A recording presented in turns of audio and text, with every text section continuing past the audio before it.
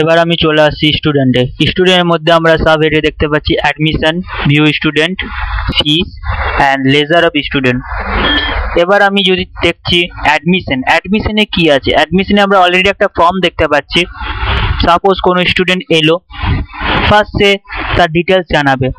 প্রথমে এখানে একটা এন্ট্রি করে দেখাচ্ছি। ফার্স্ট এন্ট্রি করলাম নাম, এরপর ওর কোর্স, কি কোর্সে সে পড়তে চায় দিলাম, তার ফাদার্স নেম,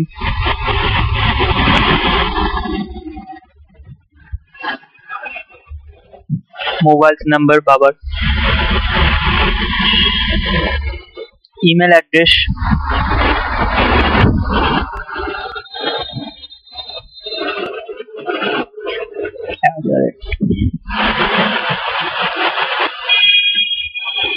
তারপর কলেজ নেম, সে কোন কলেজ থেকে বিলং করছে,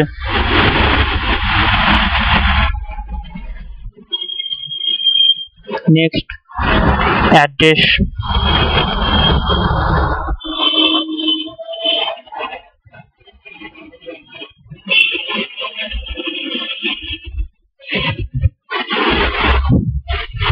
সিটি,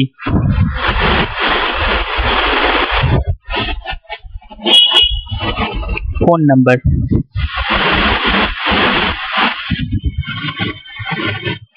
and মোবাইল নাম্বার। তারপর দেখতে পাচ্ছি জয়নিং ডেট, সে কোন ডেটে জয়েন করছে, প্যাকেজ, সে কোন প্যাকেজে তার ফি পেমেন্ট করবে, এবং এখানে আমরা তার ফটো এখান থেকে আমরা দিতে পারি।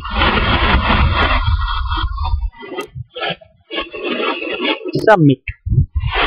এর ডিটেলস রাম বলে যে স্টুডেন্টটা আমরা এন্ট্রি করলাম তার ডিটেলস সফটওয়্যারের মধ্যে সাবমিট হয়ে গেল। তার লেজার আমরা দেখতে পাচ্ছি, তার পেমেন্ট স্ট্রাকচার, সে কিভাবে পেমেন্ট করবে, তার কোর্স ফি সব অটোমেটিক কনফিগারে যেগুলো সেট করেছিলাম সেগুলো এখানে ডিসপ্লে হচ্ছে। তার ব্যালেন্স, সে কত টাকা ডিউ আছে, কত টাকা পে করেছে, যেহেতু আমি এখনো একটা পেমেন্ট করিনি এখানে, তাই তার ক্রেডিট দেখাচ্ছে 0। যখনই আমি পেমেন্ট করলাম, মানে যে স্টুডেন্ট অ্যাডমিশন নিয়ে সে ফার্স্ট পেমেন্ট করলো, তখন তার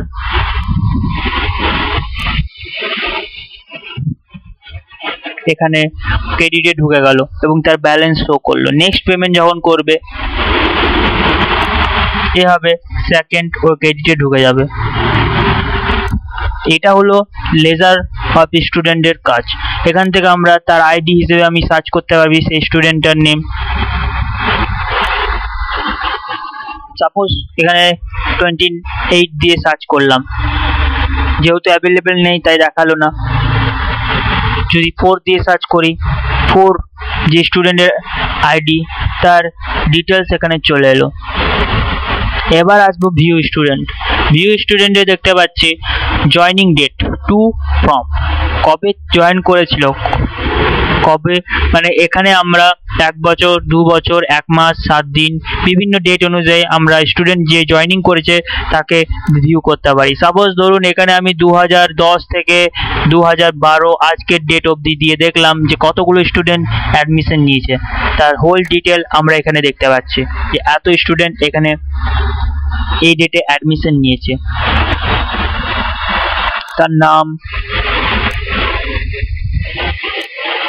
তার ইমেল অ্যাড্রেস, তার ফোন নাম্বার, তার কলেজ নেম, অ্যাড্রেস সব কিছু এখানে চলে এসেছে।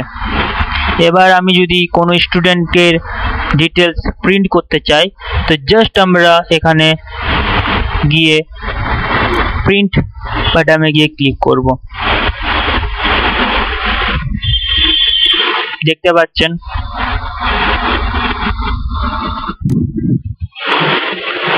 এখানে দেখতে পাচ্ছেন প্রিন্ট হিসেবে তার স্টুডেন্ট আইডি 4, ক্যান্ডিডেট নেম চলে এসেছে, গার্জিয়ান নেম চলে এসেছে, ফুল অ্যাড্রেস, তার ফোন নাম্বার, সব ডিটেলস যেগুলো